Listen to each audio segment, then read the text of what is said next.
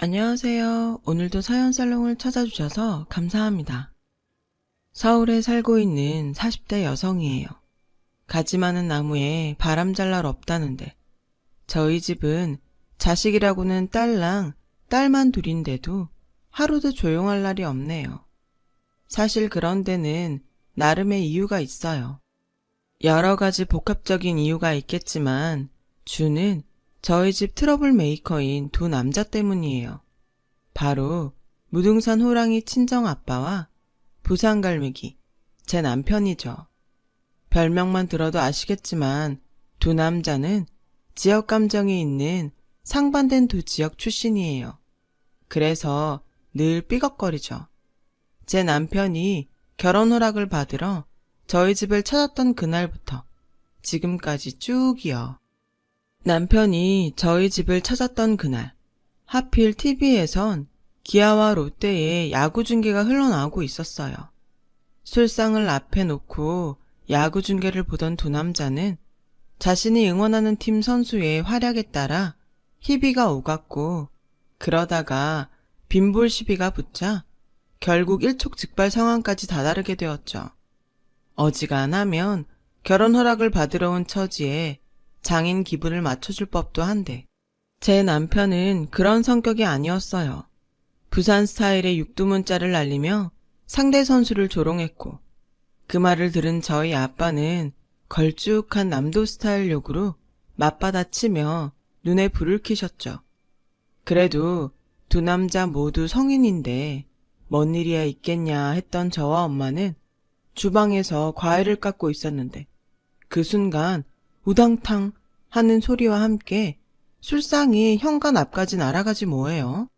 심상치 않은 조짐에 거실로 나가보니 글쎄 거실 벽에 시뻘건 골뱅이 무침 국수사리가 미친년 머리카락처럼 사방에 붙어있고 바닥엔 깨진 술잔과 술병이 쓰러져 있더군요. 그보다 더 가관인 건 두 남자였어요. 서로 멱살을 잡고는 죽일 듯 서로를 노려보고 있더라고요. 아, 그 순간 이 결혼은 물 건너갔다 생각했어요. 이 시방 뭐라 했냐? 실수? 저것이 고의가 아니고 실수면 시방 나가 네 뺨따구를 쳐도 그것은 고의가 아니고 실수인 것이여. 근께 눈깔 똑바로 뜨고 봐라잉. 아, 뭐라카노. 아버님이 뭘 좀 몰라가 그락하는 건 그냥 넘어가 드릴 수 있는데 지가 잘못 봤다 하는 건 좀 아이라고 생각합니다. 사과이소. 그날 TV에서 기아와 롯데 선수들의 벤치 클리어링 장면이 흘러나오는 동안 우리 집 거실에선 장인과 사위의 멱살잡이 장면이 연출되었답니다. 엄마와 저는 믿을 수 없는 상황에 그저 두 눈만 의심할 뿐이었죠. 어린 여동생은 경찰을 불러야 한다고 전화기를 들고 설쳤고, 두 남자는 1시간 가까이 서로의 멱살을 쥔 채 기싸움을 이어나갔어요. 결국 참다 못한 엄마는 세숫대야에 물을 떠와 두 사람한테 확 뿌리고는 소리치셨죠. 둘 다 그만 못해, 이 미친 망아지 새끼들아! 이후 엄마의 입에서는 개나리, 미나리는 명함도 못 내밀 거친 욕설이 흘러나왔고, 그 욕을 고스란히 듣게 된 두 남자는 휘둥그레진 눈으로 마른 침만 꼴깍 삼켜야 했어요. 난생 처음 엄마의 신기에 가까운 욕설을 듣게 된 여동생은 연신 대박을 외쳐댔고요. 이미 일찌감치 이모들을 통해 엄마의 과거를 알고 있던 저는 남편한테 창피해 고개만 푹 숙이고 있었죠. 사실 저희 엄마가 소시적에 껌 좀 씻던 분이거든요. 신혼 초에 이 사실을 알게 된 아빠는 저희 외가를 찾아가 외할아버지한테 명백한 사기 결혼이라고 땡깡을 부리기 일쑤였다고 하더라고요. 그런 엄마가 조신한 여성으로 거듭난 건 제가 태어나고부터였대요. 엄마가 되기 위해 스스로를 다잡은 거죠. 아무튼 엄마의 커밍아웃 덕분에 그날의 싸움은 조용히 끝났고 남편은 무사히 돌아갈 수 있었어요. 하지만 아빠는 이 일로 결혼을 반대하고 나섰죠. 나가 눈에 흙이 들어가기 전까정은 그놈하고 네 결혼은 없는 것이여. 아가, 그랑께 똑똑히 들어라잉. 네 아베 죽이고 결혼을 하든 딴 놈을 찾든 택일려야 할 것이여. 알아듣겄냐? 천천벽력 같은 소리에 전 차라리 굶어 죽겠다고 단식을 시작했고, 처음엔 눈 하나 깜빡 안 턴 아빠는 제가 일주일 가까이 식음을 전폐하자 흔들리기 시작하셨어요. 엄마가 딸 자식 잡는 남편이랑은 더는 못 산다고 가방을 싸들고 친정으로 가겠다고 엄포를 놓은 것도 아빠가 꼬리를 내리는데 한 몫을 했고요. 결국 아빠는 남편을 받아들이기로 했죠. 하지만 그냥 받아주는 건 안 되고 남편이 먼저 사과를 하고 앞으로는 야구 경기를 볼 때 특정 팀에 대해 욕설을 하지 않겠다는 약속을 해야 이 결혼을 승낙해 주겠다고 조건을 다셨어요. 아빠의 요구 조건을 들은 남편은 일단 사위된 입장으로서 장인 멱살을 잡은 잘못에 대해서는 사과하겠지만 아버님 또한 특정 팀을 일방적으로 폄하하는 행동은 하지 말아달라고 맞섰죠. 그러자 중간에서 이 상황을 조율하던 엄마는 특단의 조치를 내렸어요. 앞으로 이 집에서 두 사람은 평생 야구 중계를 볼 수 없어. 더 이상 토달면 나도 못 참아. 알았어? 엄마의 결정에 아빠와 남편은 황당한 표정이었지만 결국은 받아들였어요. 그렇게 힘겨운 과정을 거친 끝에 우리는 결혼 허락을 받았고 그해 가을에 결혼식을 하기로 했어요. 하지만 얼마 뒤 또다시 위기가 찾아오고 말았어요. 문제는 결혼식을 어디서 하느냐였어요. 시댁에서는 부산에 내려와 했으면 했고 친가에선 광주로 내려오라고 했거든요. 정작 저희도 그렇고 시댁은 서울에 있는데 말이죠. 아빠는 마음에도 안 드는 사위한테 귀한 딸을 주는 것도 못마땅한데 이 정도 배려도 못 해주냐고 남편을 불러다 항의했고 시댁에선 저를 따로 불러 원래 이럴 땐 시댁에 맞추는 거라고 친정 부모님을 설득하라고 하시더라고요. 이번엔 장인과 사위의 싸움이 아니라 집안 된 집안 싸움이라 엄마도 뭐라고 할 상황이 아니었어요. 그렇게 시간이 흐를수록 제 속은 타들어갔어요. 차라리 말도 많고 탈도 많은 결혼을 포기하는 게 낫겠다 싶을 정도로요. 그래서 남편을 만나 차라리 헤어지자고 말을 꺼냈어요. 그러자 고개만 푹 숙이고 있던 남편이 그러더군요. 치아라, 결혼식 안 하면 된다 아이가. 니 맘 단단히 묵으라. 오빠야가 알아서 한다. 그리고는 양가 부모님을 한자리에 모시고는 폭탄 선언을 했어요. 됐고 결혼식은 서울서 합니다. 오실 분은 오시고 못 온다 하는 분들은 오지 말라 카이소. 안 된다 카모 결혼식 안 할랍니다. 둘이 가가 혼인신고하고 바로 살랍니다. 남편의 일방적인 선언에 양가 부모님은 못마땅해 하셨지만 결국 남편 뜻에 따라 서울에서 하는 걸로 결정이 됐어요. 결혼식 당일 결혼식장 앞에는 부산과 광주에서 올라온 관광버스로 가득했고 덕분에 결혼 비용 지출은 늘었지만 무사히 식을 치를 수 있었어요. 지금도 그때 결혼식 사진을 보면 양가 친인척분들의 표정이 좋지는 않아요. 그래도 뭐 어쩌겠어요. 감사하고 죄송했지만 우리 결혼식을 치른 것만으로 다행인걸요. 힘겨운 결혼식 후에도 아빠와 남편은 사사건건 시비가 붙었어요. 특히 선거철이 되면 상황은 거의 진돗개 하나 발령 상태에 준하는 수준이었죠. 아빠와 남편은 얼굴이 마주칠 때마다 열을 올리며 정치 얘기를 꺼냈고 식구가 모여 밥을 먹다가 숟가락이 날아가기도 부지기수였어요.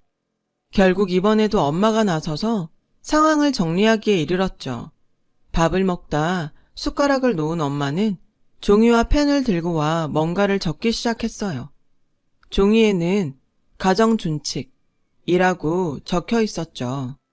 엄마는 제1조항에 이렇게 써넣었어요. 가족들이 모인 공간에서 정치 관련 발언을 금한다. 어길시 이혼. 그리고는 종이를 거실벽 중앙에 떡하니 붙여놓으셨죠. 아빠와 남편은 말도 안 된다고 항의를 했지만 엄마 성격을 아는 두 남자는 이내 꼬리를 내리고 받아들이기로 했어요.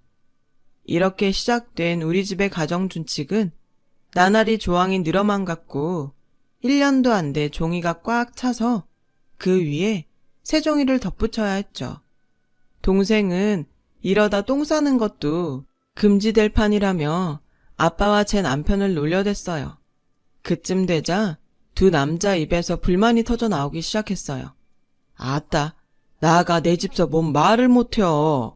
이것이 집이여? 감옥이제? 저 쓱을 놈이 확 되져불던가 나가 되져불던가 둘 중 하나가 죽어야 돼야. 저희 남편도 친정에 갈 때마다 인상 쓰며 꿍얼대기 마찬가지였어요.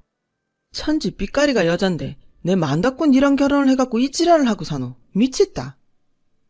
장인과 사위 관계가 이렇다 보니 저 역시 친정을 찾는 일이 점점 줄게 되었어요. 그러던 어느 날 생각지 못한 일이 터지고 말았죠. 남편이 명예퇴직을 당한 거예요. 늘 자신만만해하던 남편은 그 일로 충격이 컸는지 기가 많이 죽었고 그런 남편을 보고 있자니 걱정이 됐어요. 그런데 어떻게 알았는지 아빠가 저희 집에 찾아오셨지 뭐예요. 아빠는 방에서 이불을 싸매고 누워있던 남편을 깨우며 소리쳤어요. 이 쓰글놈아, 잠이 저 오냐? 나가서 공사판을 떼어도 시원찮을 판에 나가 딴 것은 참아도 내 새끼 굶기는 것은 보들 못혀. 나가 이런 꼴 보자고 딸다시 키워? 니깟 놈한테 줬는 줄 아냐? 똑똑히 들어라잉. 앞으로 3개월 안에 직장 못 들어가면 니는 내 손에 죽어. 내 새끼 눈에 눈물 나도 닌 내 손에 죽어. 그니께 나가서 도둑질을 하든 트럭을 몰든 돈 벌어와야. 안 있나고 뭐하냐? 울고 싶은 사람 뺨치는 격으로 아빠는 남편을 자극했고 아기 바친 남편은 그날로 자리를 털고 일어나 일자리를 구하기 시작했어요. 하지만 나이 40에 새로운 일자리를 구하는 건 쉽지 않았어요. 그렇게 시간이 흘러가던 어느 날 남편이 화난 얼굴로 집에 왔더라고요. 드디어 취직을 했다면서요. 뭐? 덤프트럭 기사? 아빠가 한 말 때문에 그래? 자기가 그런 일은 어떻게 해? 남편은 처음엔 버스라도 몰 생각으로 운전면허 학원에 갔다가 거기서 트럭 기사 수입이 꽤 짭짤하다는 얘기를 듣고 바로 등록을 했다고 하더라고요.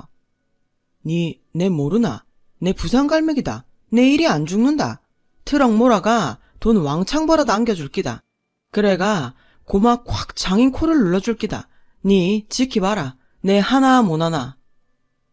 대학 졸업 이후 책상 앞에 앉아 펜대만 굴리던 남편은 그렇게 덤프트럭을 몰게 되었고 전국을 돌며 운전을 했어요. 사위가 트럭을 몬다는 소식을 접한 아빠는 한숨을 푹 쉬셨지만 그래도 식구 굶기지 않으려고 애쓰는 모습에 더 이상 뭐라고 하지 않으셨죠. 처음엔 돈 때문에 시작한 일이었지만 남편은 의외로 이 일이 마음도 편하고 좋다고 하더라고요.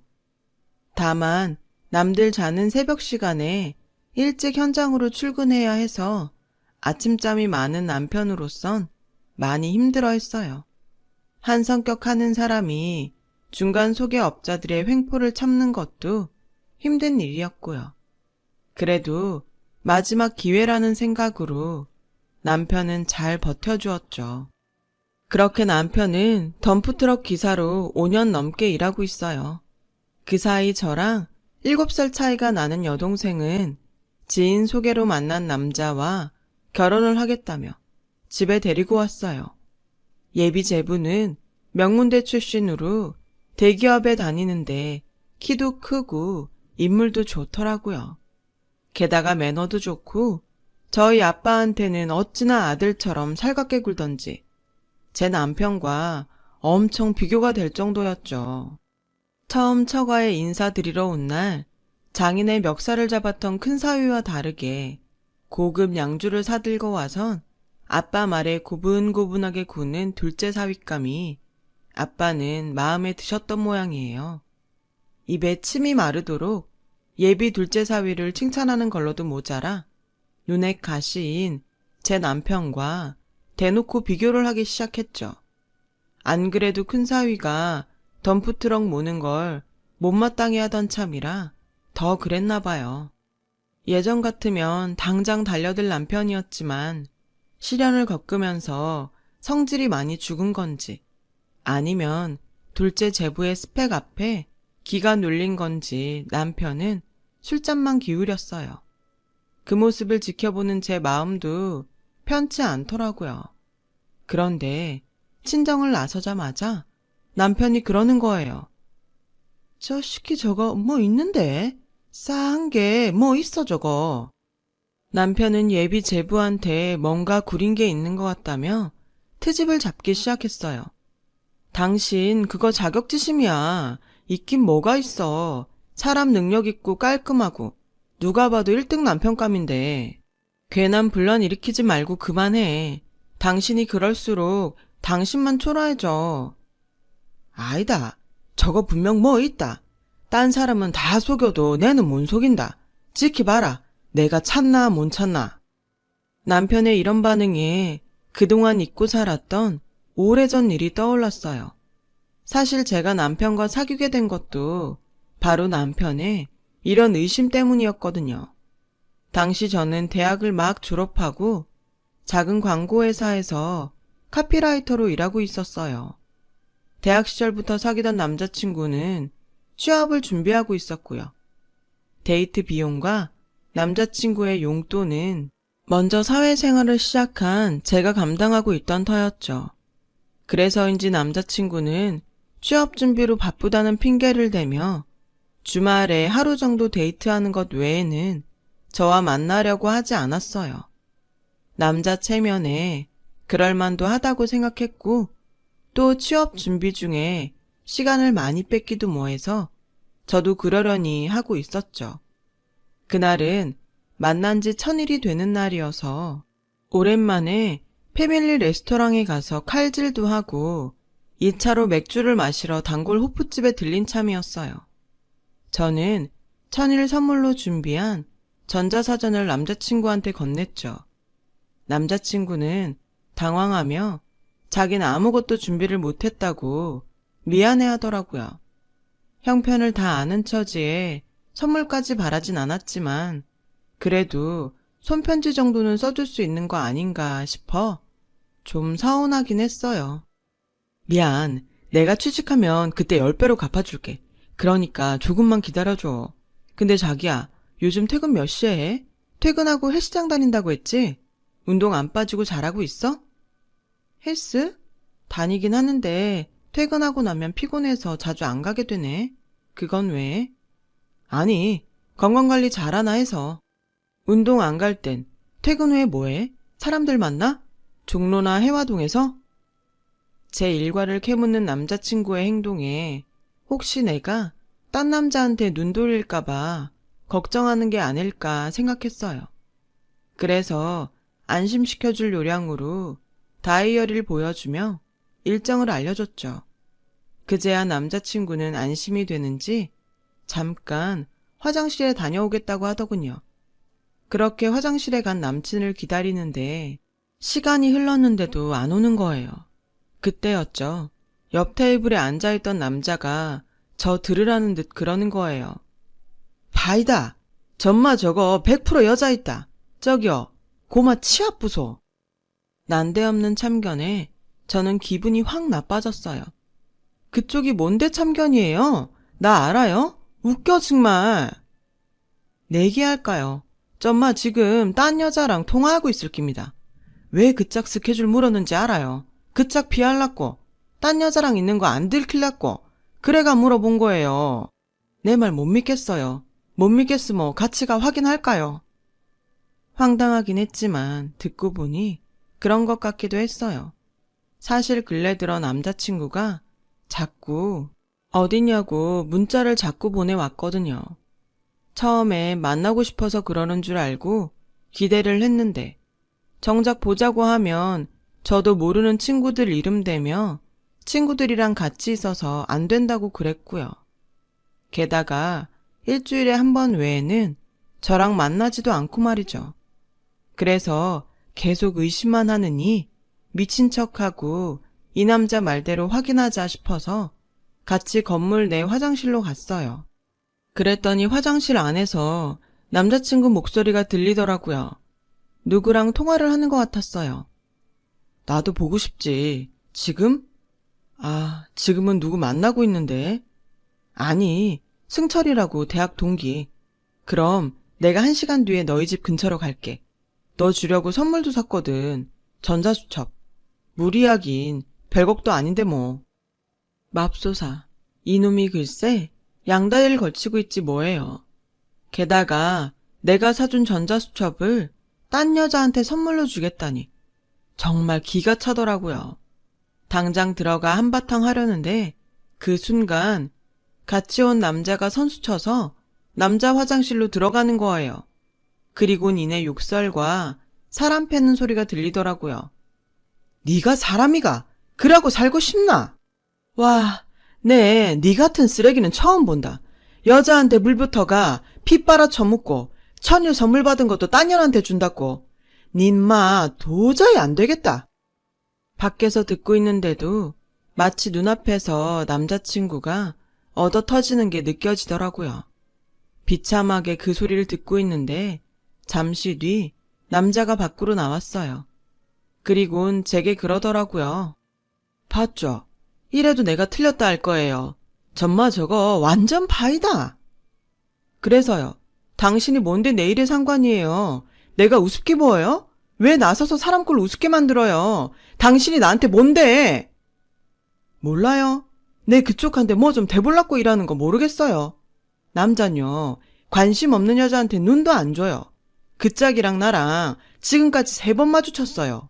내가 이 호프집에 뭐 하려고 혼자 오는데, 그 짝 만나려고 오는데 매주 토요일 그 짝이 여기 오니까 내도 여기 온다고 딱 잘라 말할게요.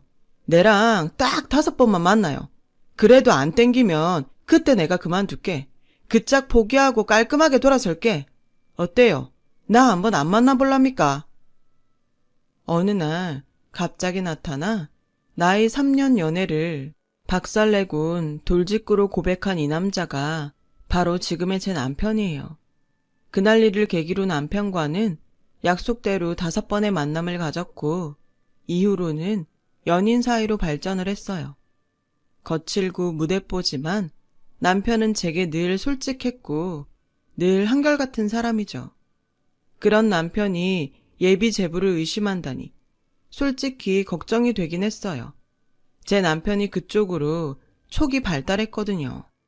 거기다 의심이 가기 시작하면 뻗치기를 하며 끝까지 매달려 증거를 잡아내는 성격이기도 했고요. 아니나 다를까 남편은 일도 접고 예비 제부의 뒤를 밟기 시작했어요. 새벽에 나가서 밤 늦게야 돌아오곤 했죠. 일할 때는 그렇게 힘들게 일어나던 사람이 이럴 땐 안 깨워도 자동으로 일어나더라고요. 얼마 뒤 예비 시댁에서 결혼 승낙을 받은 여동생은 상견례 날짜를 잡았어요. 그때까지도 남편은 변변한 증거를 못 찾았는지 예비 제부 뒤를 따라다니며 뻗치기만 주구장창하고 있더라고요. 그 모습이 안쓰럽고 답답하기도 했어요. 이제 그만해. 아닌 거야. 뭐가 없으니까 그렇게 파도 안 나오지. 제발 부탁이니까 상견례만큼은 조용히 지나가자. 그리고 일은 안 해? 돈 안 벌어? 그동안 꾹 참아온 저는 아침 일찍 나서는 남편의 등짝을 때리며 한 소리 했어요. 그런데도 이 인간은 들은 척도 안 하고 나가더라고요. 의심도 병이란 말이 딱이었죠. 그렇게 시간은 지나 동생의 상견례 날이 되었어요. 혹시라도 남편이 엄한 짓을 할까봐 내심 걱정을 하고 있었는데 의외로 남편이 잠잠하더라고요. 부모님을 모시고 상견례를 하기로 한 한정식 집에 막 들어섰는데 이미 예비 사돈댁 분들이 와 계시더라고요. 그래서 가볍게 인사를 하곤 다들 자리를 잡고 앉았어요. 잠시 뒤 종업원이 와서 주문을 받았어요. 그런데 남편이 한 사람 더 올 거라면서 1인분을 더 주문하더라고요. 저는 소리 죽여 남편한테 물었죠. 누가 오는데? 그러자 남편이 보면 안다면서 입을 꾹 다물더라고요. 음식이 나오기 전까지 양가 부모님은 화기애애하게 결혼 진행에 대해 얘기를 나누셨어요. 그런데 그 와중에도 제 남편은 마주 앉은 예비 제부를 노려보며 마치 링 위에 올라 시합 시작을 기다리는 복서처럼 때를 기다리고 있지 뭐예요. 순간 머리카락이 쭈뼛 서더라고요. 그간 살면서 경험한 바로는 잠시 뒤 제 남편이 뭔가 사고를 칠 게 불보듯 뻔했거든요. 그리고 잠시 뒤 남편 핸드폰으로 문자가 왔어요. 문자를 확인한 남편은 그제야 때가 왔다는 표정으로 입을 열더군요. 실례지만 제가 한 말씀 드려도 될까요? 암만 생각해도 저는 이 결혼은 아이라고 생각합니다. 자, 진정들 하시고 사람 얘기는 끝까지 들어봐야 한다 아닙니까? 형부로서 내는 내 처제를 전마한테 줄 수가 없다고 생각합니다. 이유는 전마 스스로 잘 알고 있다 아닙니까? 야, 네 입으로 부르라. 존말할 때 한 점의 의욕도 없고로 똑똑히 다 부르라. 안 그라모 내 못 참는다. 남편의 느닷없는 경고에 분위기는 싸해졌어요. 여동생은 금방이라도 눈물이 터질 것 같은 표정이었죠. 저희 아빠는 주먹을 불끈거리며 제 남편을 노려보고 있었고요. 예비 제부는 영문을 모르겠다는 표정으로 도대체 자기한테 왜 이러냐고 되묻더군요. 그러자 남편이 목줄 풀린 도사견처럼 달려들어 예비 제부의 멱살을 쥐었어요. 그러자 아빠가 버럭하셨죠. 시방 뭐하는 짓이여? 저 썩을 놈이 또 지랄이여. 이 미친놈아, 그 손 안 놓냐? 아버님, 나 좀 믿어봐요. 이놈 여자 있어요. 살림 차려놓고 그 집사 여자랑 처 살고 있다고요. 임마, 말해라. 존말할 때 말해라. 니 귀신은 속여도 내는 못 속인다. 쌍문동 땡땡 아파트 119동 1203호. 여자 이름은 정유경이. 맞제? 니 그 여자랑 2년 동거했고 그전엔 직장 동료랑 반년 살았제. 놀랐는갑네. 그랄기야. 내 좀 한다. 니 어제도 그 집에서 자고 왔제. 경비 아저씨가 극하더라. 니들 신혼부부라고. 니 단다해 들으라. 내 니 같은 놈들 잡아먹는 저승사자다. 내 딴 건 몰라도 내 식구들, 특히 여자들 건드리는 놈은 용서 못한다. 니 오늘 저승 구경 한번 가보자. 말이 끝나기가 무섭게 남편은 예비 제부한테 주먹을 날리려고 하더라고요. 예비 사돈 부부는 달려들어 주먹은 막았지만 제 남편은 끝까지 잡은 멱살을 놓지 않았죠. 그때였어요. 음식을 들고 들어오던 종업원이 홀 안에서 벌어진 상황에 비명을 지르며 음식 접시를 떨어뜨리곤 도망갔고 뒤이어 웬 젊은 여자가 안으로 들어왔어요. 유경씨 왔어요. 남편은 그제야 멱살을 놓으며 여자를 반갑게 맞았어요. 여자의 등장에 예비 제부는 귀신이라도 본 사람처럼 놀라더군요. 자기야, 이게 무슨 상황이야? 정말 놔두고 딴 여자랑 결혼하는 거야? 말해봐, 어떻게 된 거냐고. 여자는 손을 바들바들 떨며 소리쳤고 예비 제부는 눈알을 굴리며 버벅댔어요. 자기야, 그게 아니라... 미안. 그 모습에 여동생은 울음을 터뜨렸어요. 그러자 상황 파악이 깨끗하게 끝난 저희 아빠는 무등산 호랑이로 변신해 예비 제부한테 달려들었죠. 니 미를? 니가 사람 새끼여? 니가 시방 내 새끼 눈에서 눈물을 뽑아야. 아들, 뭐하냐? 저 시기 당장 조져불어! 아빠의 말이 떨어지기가 무섭게 남편은 예비 제부한테 정광석화처럼 빠른 주먹을 연타로 날렸어요. 그 옆에선 저희 아빠가 찰지고 리듬감 있는 전라도 욕으로 마치 랩을 하듯 끊임없이 퍼부어댔고요. 예비 안사도는 자기 아들 죽는다며 저희 아빠와 제 남편한테 욕을 해댔고 그 모습에 광분한 저희 엄마는 껌 씹던 시절로 돌아가 안 싸돈을 욕설로 넉다운 시켜버렸죠. 동생은 울고 형부는 패고 아빠는 욕 랩에 엄마는 욕 트로트. 저를 제외한 온 가족이 다이나믹한 무대를 장식했고 이 모습을 구경하려는 식당 직원들과 손님들로 입구는 꽉 막혀서 예비사돈 식구들은 도망도 못 가고 안에 갇혀 있었죠. 한바탕 난리를 끝낸 우리 식구들은 친정에 모여 짜장면에 탕수육을 먹었어요. 상견례장에서 엄청난 시련을 당한 여동생은 질질 짜며 안 먹겠다고 했지만 남편이 기어이 끌고 나와 입에 짜장면을 밀어 넣었죠.